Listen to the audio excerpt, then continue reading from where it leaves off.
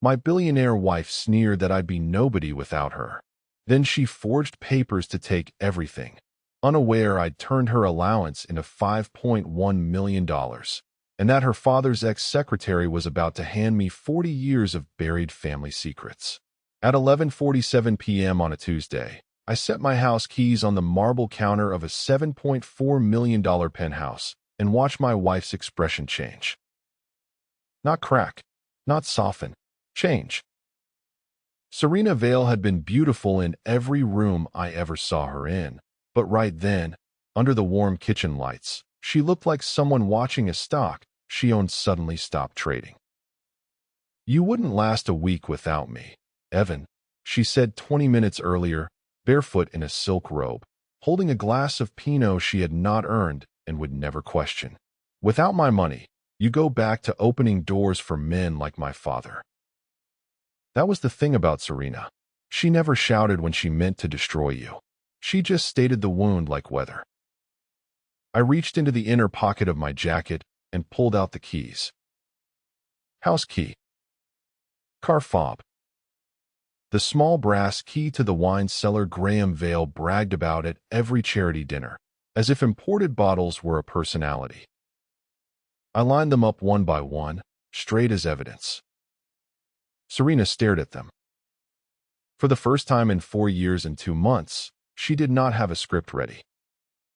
I looked at the woman who had introduced me as her husband and then laughed when her friends called me the hotel boy. "Let's find out," I said. Then I walked out in the navy suit she picked for me, into an elevator her family's name paid for, and down to a street where nobody was waiting to tell me what I owed them. By midnight, I was checking into a corner suite at the Langham under my middle name, paid for with my card, from an account Serena had never seen. Not hidden cash. Mine. Serena called it my allowance, $12,000 a month, deposited like proof of ownership. What she never bothered to learn was that I did not spend it on watches, clubs, or gratitude. I bought time. I bought filings. I bought positions after reading footnotes her banker skipped. In 4 years and 2 months, I turned her allowance into $5.1 million. The kept husband had kept receipts. I met Serena Vale when I was 29, wearing a charcoal vest behind the front desk of a boutique hotel in Tribeca, balancing late check-ins with a spreadsheet for my night finance class at Baruch. I had been good with numbers since I was a kid. Not charming good. Not cocktail party good. Boring good. The kind of good that made teachers hand back tests and ask me to explain my work because they assumed a boy from Queens could not possibly see patterns that fast. Serena came in for a private dinner hosted by Vale Capital. She arrived with 3 men in suits, a coat that cost more than my car, and the casual confidence of someone who had never once checked a bank balance before buying lunch. The second time she stayed there, she remembered my name. The third time, she asked why I was reading an S1 filing at 2:15 in the morning. I should have known that a woman like Serena noticing me was not the same thing as seeing me. But at 29, exhausted and ambitious and stupid enough to confuse access with affection, I let myself be impressed. She was funny when she wanted to be, warm when there was an audience, dangerous in a way that felt like being chosen. 8 months later, she proposed on a rooftop in Midtown with her father's skyline behind her and a ring I did not know men even wore. My mother cried before the wedding. Not happy tears. She pulled me aside outside the church and said, "Evan, son, never hand someone your whole life just because they opened a door you used to hold for other people." I told her she did not understand Serena. She understood everything. The control did not arrive wearing a villain's coat. It arrived as convenience. Serena moved my paycheck into a joint account because, according to her, taxes were cleaner that way. She added me to her family's financial team and then made sure every email about money went through her assistant first. She gave me $12,000 a month and called it freedom, even though it came from an account she could close with one phone call. "For your projects," she would say. Projects meant anything that kept me harmless. My friends became complicated. My old coworkers were sweet, but not really our circle. My mother was too emotional. My brother's birthday dinner somehow always landed on the same night as a Vail Foundation event I could not miss because Graham needed the family image intact. At parties, Serena introduced me with a smile sharp enough to draw blood. "This is Evan, my husband. He used to work in hotels." Used to. As if employment were a disease she had cured. Graham Vail looked at me across dinner tables like a man inspecting a painting he had not approved for the room. Serena's mother corrected my tie, my posture, my wine choice, my silence. And I let them. That is the part people judge from the outside. They ask why you stayed. They do not ask how many tiny humiliations it takes before leaving starts to feel like proving them right. So I stayed quiet. And under my middle name, I opened a brokerage account Serena never saw. That Thursday started like any other expensive day in a house I did not own. Serena left early for a board prep meeting with Graham. I stayed behind because the Vail Foundation gala packets needed review, and my gift to that family was being invisible enough to fix their donor bios. I was looking for a charger in Serena's study when her leather portfolio slid off the desk. A small black voice recorder hit the floor and started playing. Claudia Pierce was laughing first. Then Serena's voice came through, calm and amused. "He's perfect for this. Handsome enough for photographs, grateful enough to control." I stopped moving. There are moments when pain does not arrive as pain. It arrives as silence, as your body understanding before your pride does. Claudia said, "Men like Evan do not leave women like you. They negotiate for dignity and call it love." Serena laughed.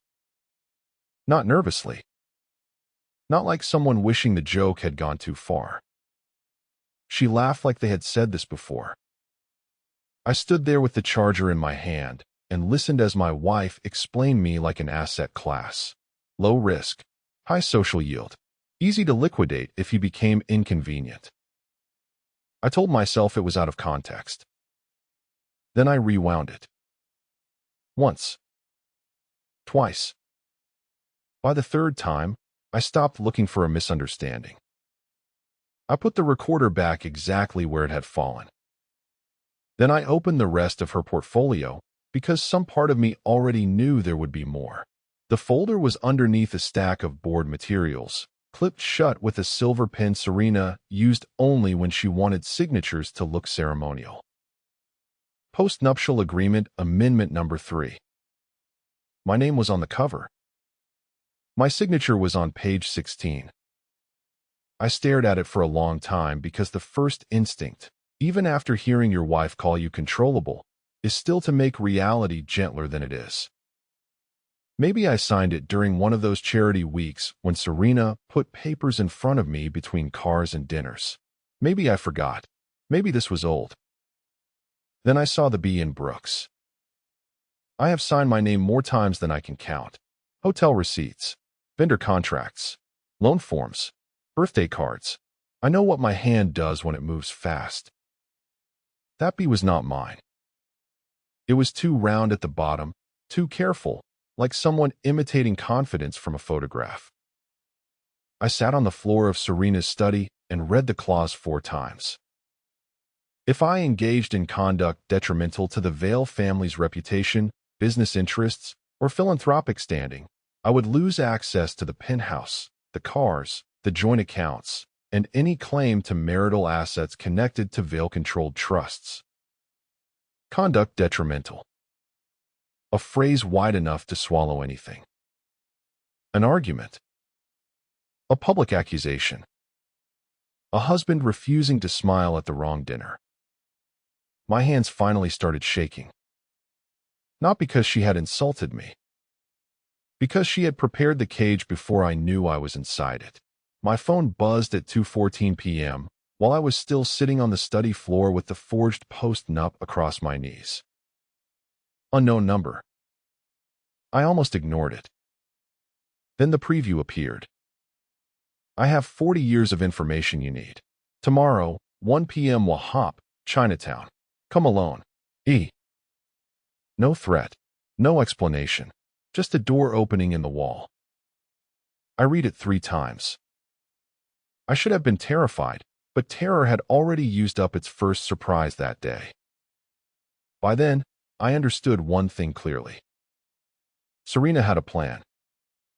Someone else had been watching it for decades.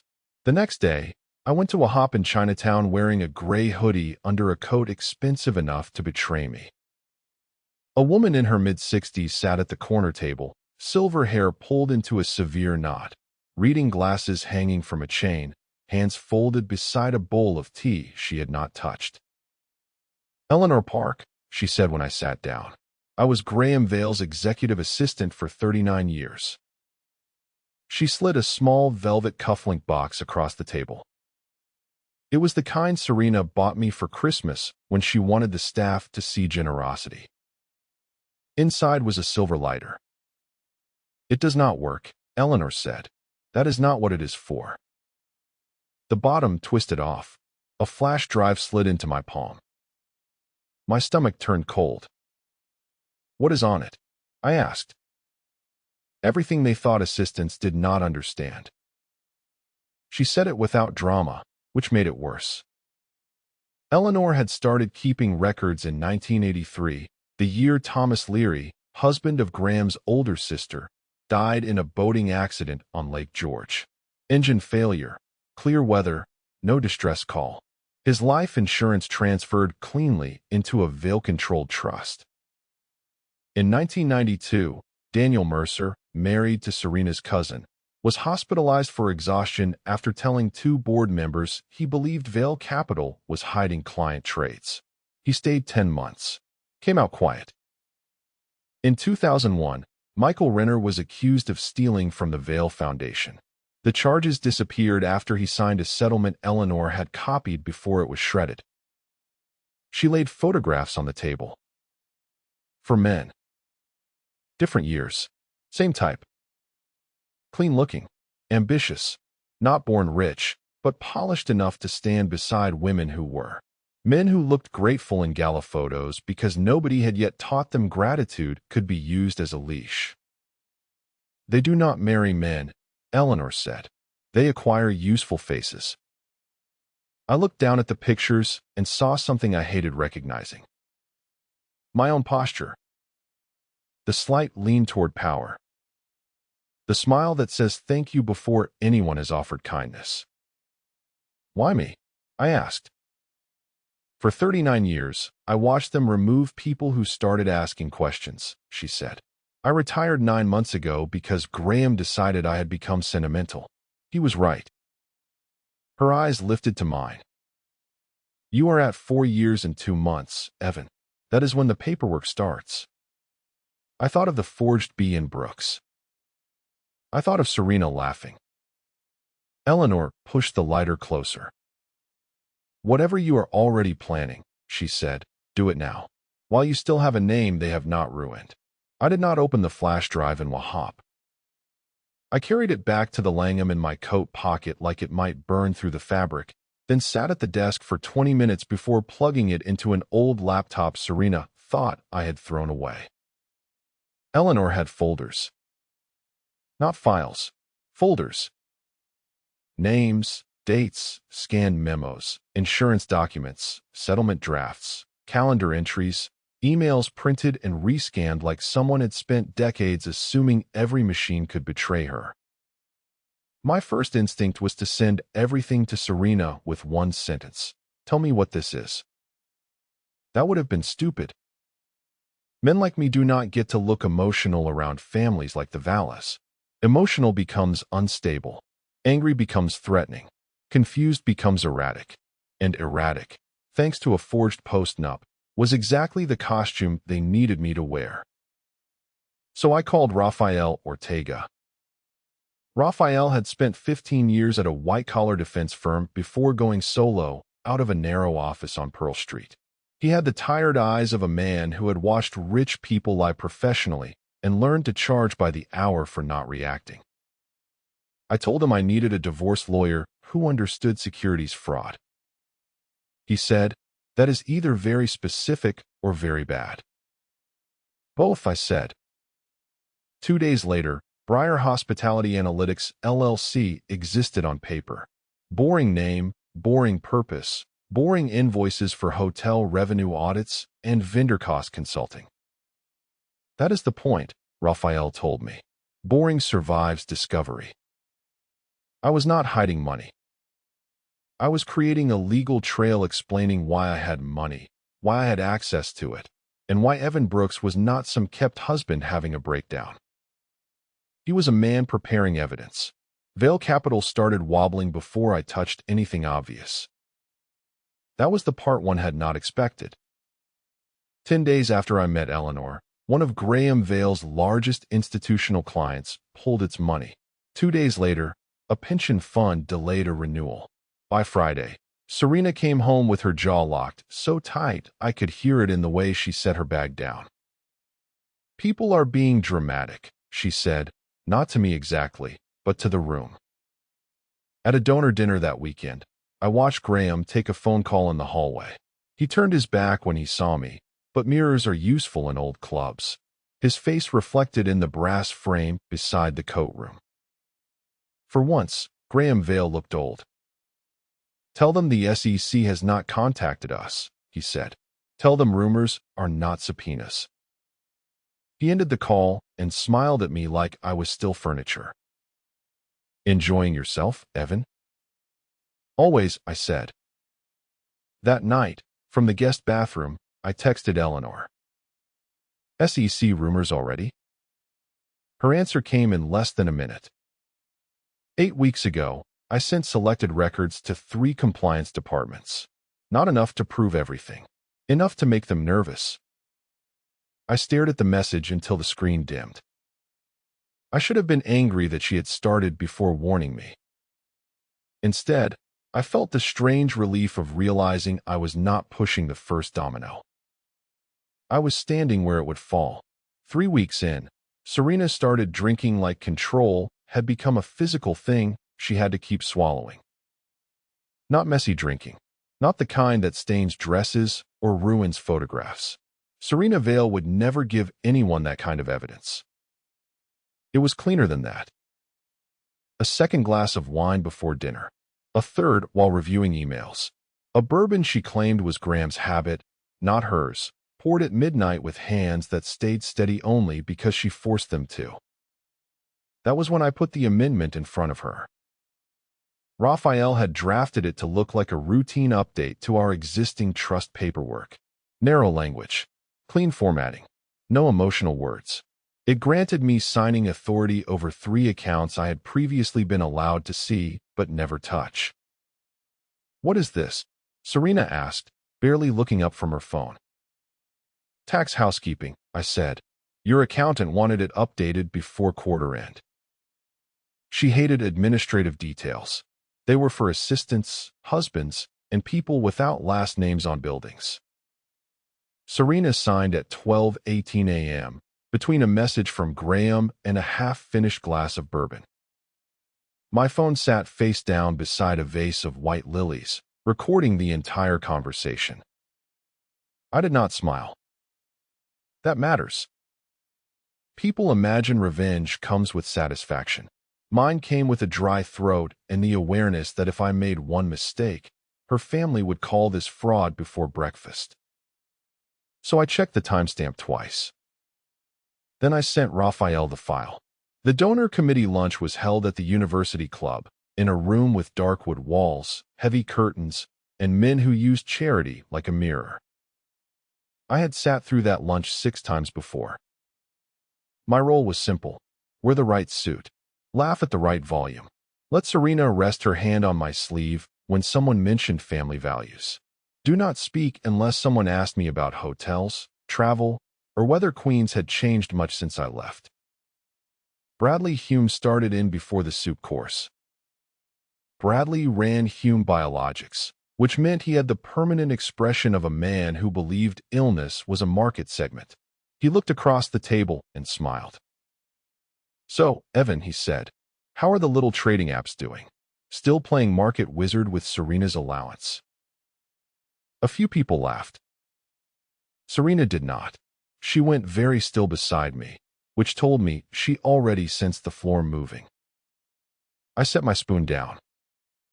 Pretty well, actually. Bradley's smile widened. Good for you. My portfolio is up 360% this year, I said, mostly because I shorted Hume Biologics 6 weeks before the FDA rejection on Caldrava.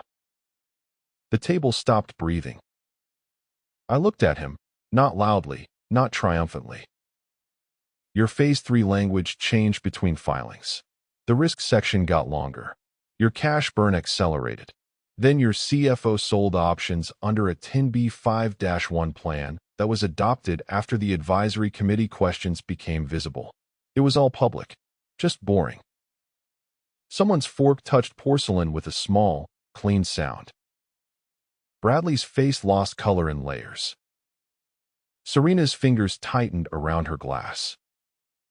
You are saying you bet against my company, Bradley said. No, I said. I read what your company filed. There is a difference. For 4 years, those people had spoken around me like I was furniture with cufflinks. That lunch was the first time they looked directly at me and saw something worse than an embarrassment. By evening, 3 people had called Serena. By morning, Graham knew. And for the first time, the Vallas understood the kept husband had a balance sheet. The next blow did not come from me. That scared me more than the things I had planned, because it meant the system was breaking in places I could not see. Adrian Pierce filed for divorce from Claudia on a Monday morning. Claudia Pierce was Serena's oldest friend, the woman on the recorder, the one who laughed when my wife called me grateful enough to control. She sat on 2 Vail Foundation boards, ran crisis communications for half the family, and knew where every public smile had been staged. Raphael sent me the filing before lunch. Read page 32, he said. I read it standing in the bathroom with the shower running because paranoia had become part of my routine. Attached as Exhibit D was an email chain between Serena and Claudia from 18 months earlier. The subject line was harmless, re. Adrian. The content was not. They discussed Adrian's liquidity problem, his family trust, and whether his life insurance policy had been updated before the Vail Pierce partnership closed its next fund. Claudia wrote that Adrian had started asking about side letters and offshore vehicles. Serena replied, men become sentimental when they think access makes them equal. Then another line. If Adrian becomes difficult, Graham knows how to handle difficult husbands. I sat down on the cold tile. There was no direct confession. Rich people rarely put murder in writing. They put pressure in writing. They put intent near enough to danger that lawyers can argue distance later. But I understood the shape of it. Adrian was not a subplot. He was a warning. By the time I finished reading, my mouth tasted like metal, and I knew 2 things. Claudia had helped Serena build my cage. And someone else's husband had just found the door. 2 days after Adrian's filing, I bought a black baseball cap, a canvas jacket, and a pair of work boots from a discount store in Queens. I paid cash. Not because I thought I was in a spy movie. Because rich people underestimate cash the same way they underestimate service entrances. Raphael told me not to do anything reckless. I printed the emails Adrian's lawyer had filed, plus 3 more Eleanor pulled from an archived Vail Foundation server that no one had bothered to wipe because arrogance is the laziest form of security. I put them in a manila envelope addressed to Adrian Pierce personally. At 2:30 p.m., I walked into the lobby of Pierce Strategic Communications, past a receptionist who looked through me like I delivered copier toner, and asked where outgoing courier pickups were left. She pointed without looking up. I placed the envelope in the bin and walked out. No confrontation. No speech. No dramatic reveal. Just paper going where paper needed to go. 3 hours later, Serena's phone rang while we were in the penthouse kitchen. She answered with her back to me. Claudia slowed down. Then silence. Then Serena's shoulders stiffened. No, he doesn't have those. Another pause. Who gave him that? I kept rinsing a glass that was already clean. By nightfall, the Vale Pierce partnership had been suspended pending legal review. By morning, Claudia had resigned from 2 foundation boards. Serena looked at me over breakfast like she could smell smoke, but could not find the fire. For once, I gave her the smile she had taught me. Polite. Useful. Empty. That night, after Serena left for what she called damage control and what I knew meant Graham's townhouse, I sat alone at the kitchen island with my laptop, Eleanor's silver lighter, and a legal pad full of names. The penthouse was quiet in the expensive way rich homes get quiet. No pipes knocking. No neighbors. No traffic unless you stood near the glass and remembered the city existed below you. I called the number Raphael had given me. It rang twice. SEC office of the whistleblower. This is Agent Marquez. Her voice was calm enough to make mine steadier. I need to report systematic insider trading at Vale Capital Management, I said. There was a pause, but not a surprised one. A professional pause. What is your relationship to Vale Capital? I'm married to Serena Vale. Graham Vale is my father-in-law. Typing. What kind of documentation do you have, Mr. Brooks? 5 years of trade data cross-referenced with non-public client information, internal memos, calendar entries, audio recordings, emails from Vale Foundation servers, account transfers, side letters, and records kept by Graham Vale's former executive assistant for almost 40 years. Another pause. This one was different. How much material are we discussing? About 1,600 pages, organized by date, entity, and person. I can send an index first. Across the room, the lilies Serena bought every Monday sat in a vase like nothing in the world had changed. Everything had changed. Agent Marquez gave me a secure upload address. She told me not to delete anything, not to alter metadata, not to confront anyone, and not to speak about the report outside counsel. I understand, I said. Then I added the part that made my throat tighten. There is also a possible cold case from 1983. Thomas Leary. Lake George boating accident. Engine failure. No distress call. Large insurance transfer into a Vale-controlled trust days later. The line went quiet. That may be outside our jurisdiction, she said carefully, but I know where to route it. I believed her. Not because I trusted institutions blindly. Because for the first time in years, I was speaking to someone who did not need me to be charming, grateful, quiet, or useful. She only needed the documents. And documents were the one language I had been fluent in all along. I did not sleep after the SEC call. I packed. There is a difference. Not frantic packing. Not throwing clothes into bags because fear had finally found a body. I packed the way a man packs when he has been leaving in his head for longer than he has admitted. Laptop first. Then the external drive Raphael told me to keep separate. Then my passport, my birth certificate, the old Baruch student ID Serena once laughed at because the photo showed me with tired eyes and a cheap haircut. I took the silver lighter from the desk and turned it over in my hand.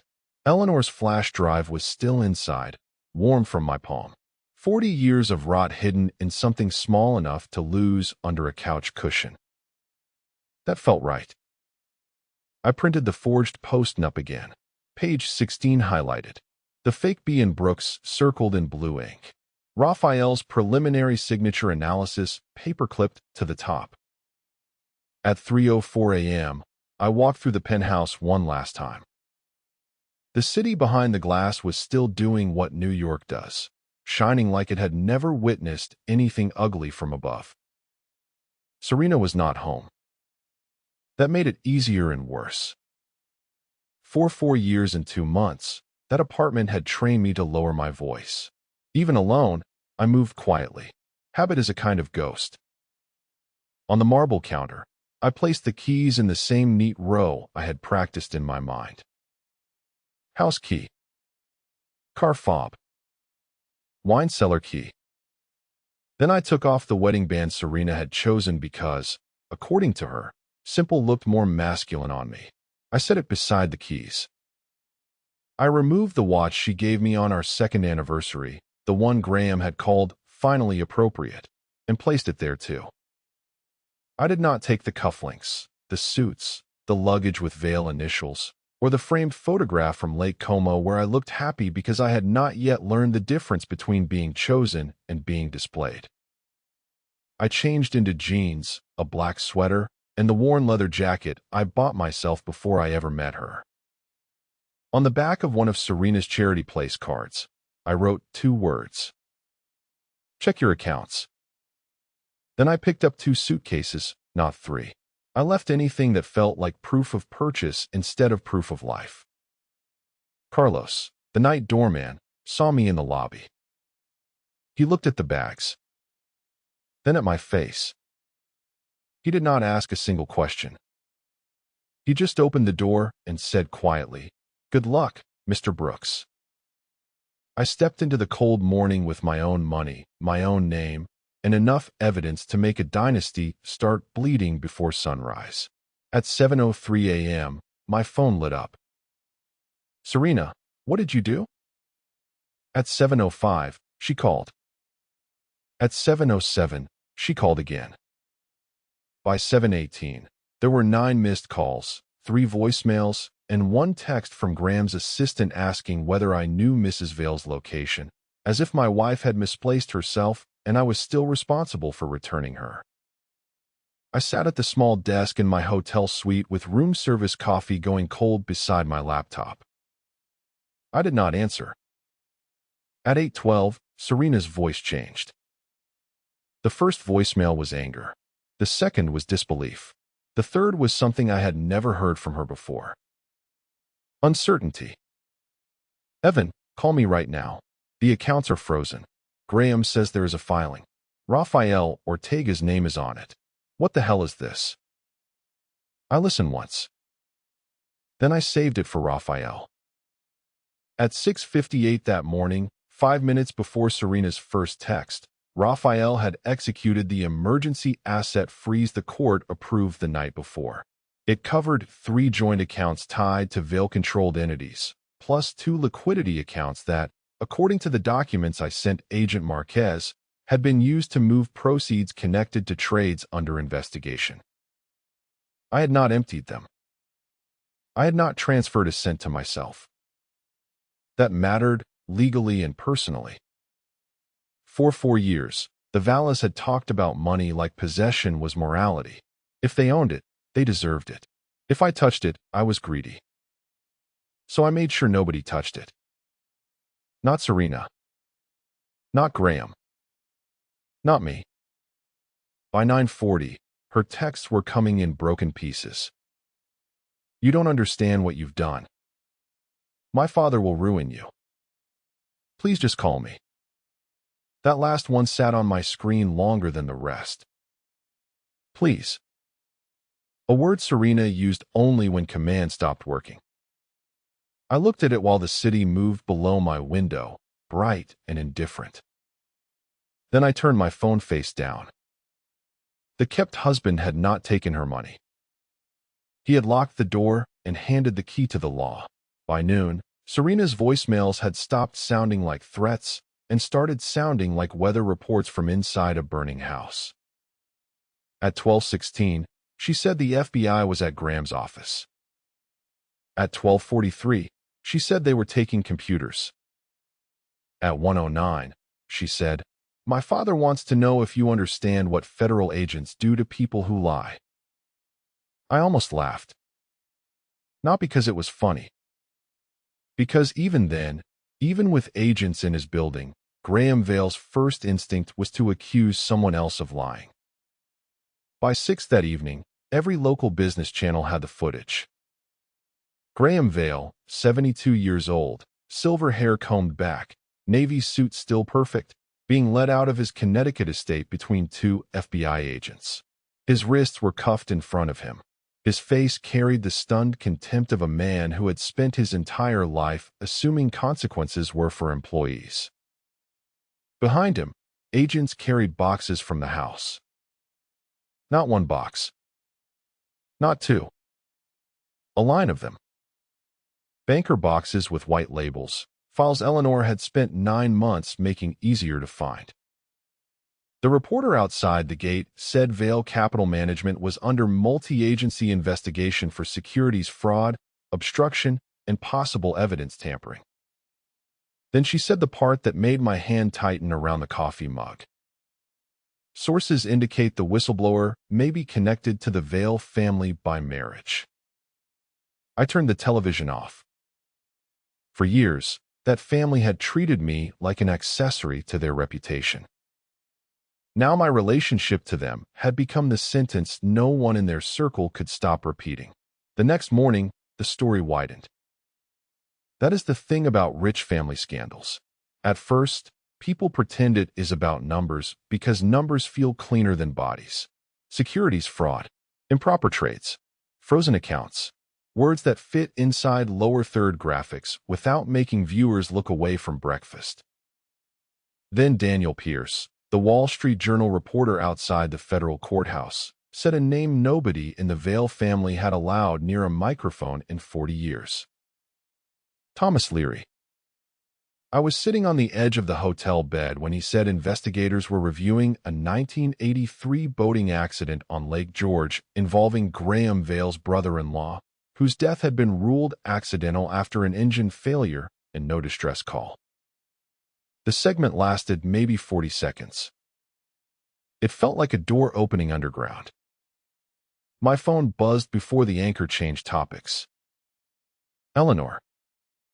It has been reassigned to a cold case unit. Detective Allison Wallace.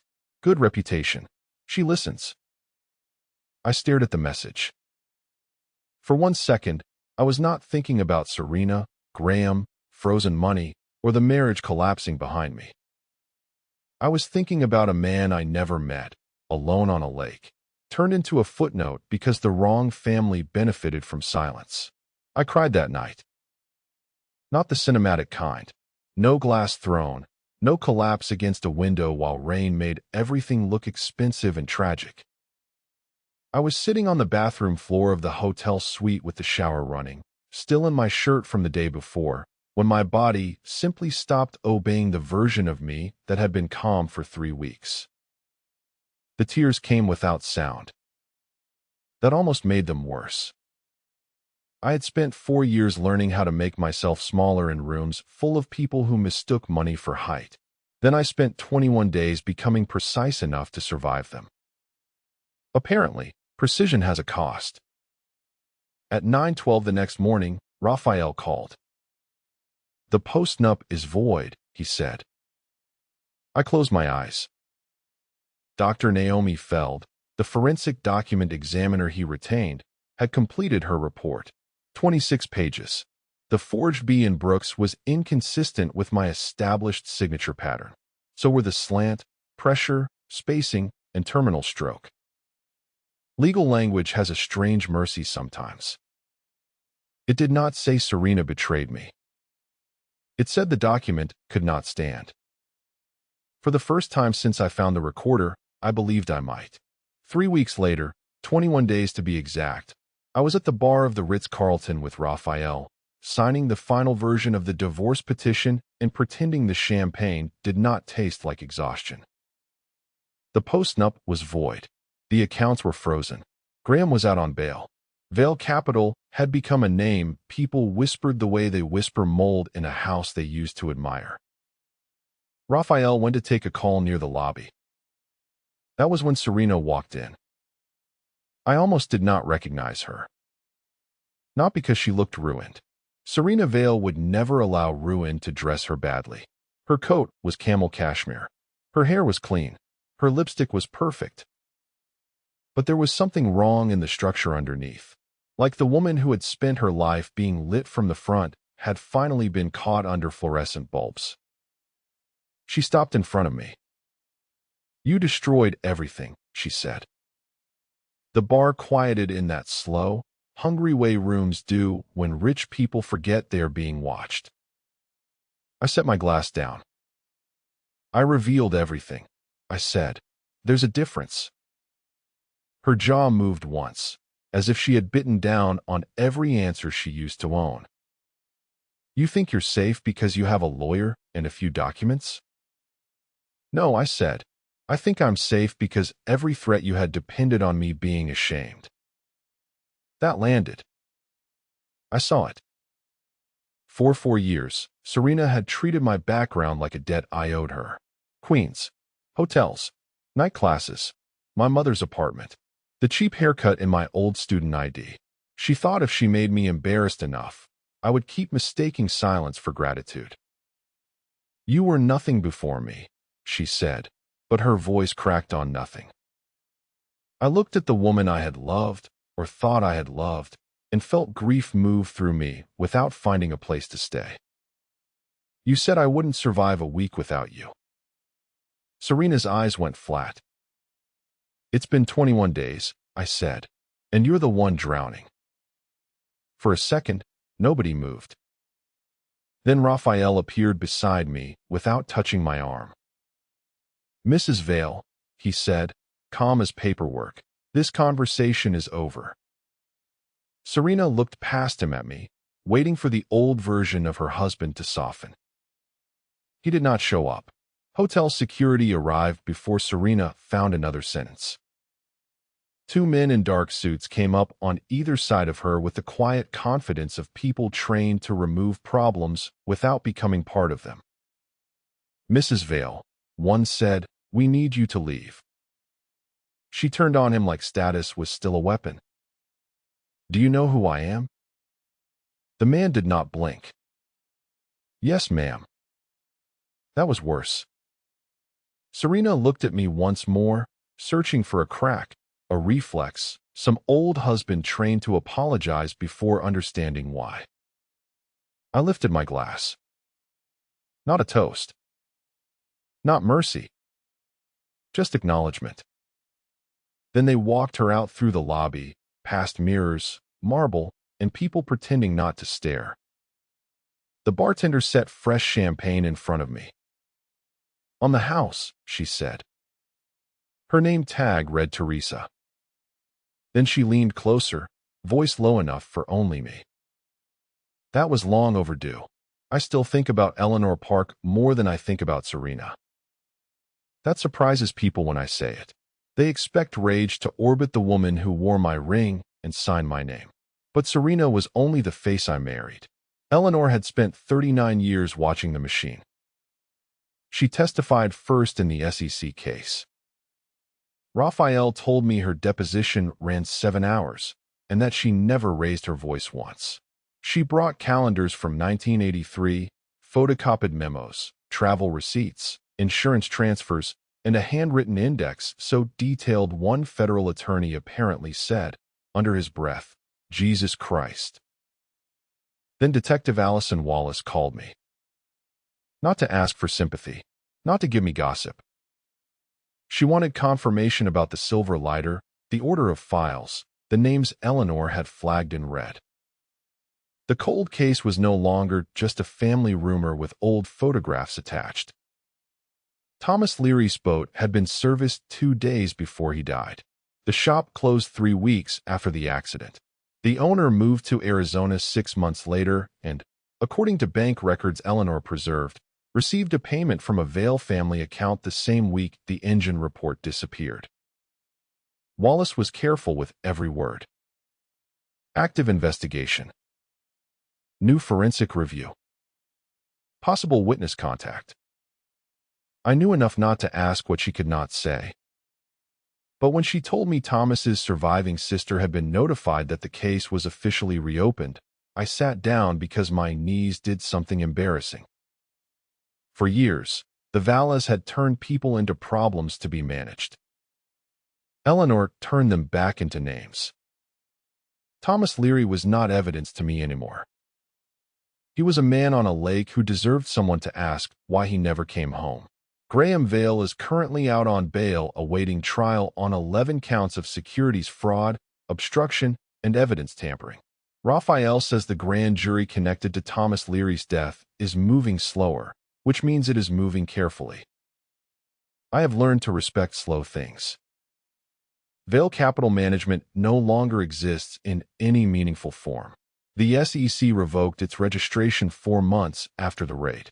Its office floors were leased to a software company whose employees probably have no idea how many lives were rearranged above their coffee machines. Claudius settled with Adrian for an amount large enough that Eleanor texted me only one sentence. Her lawyers sounded wounded.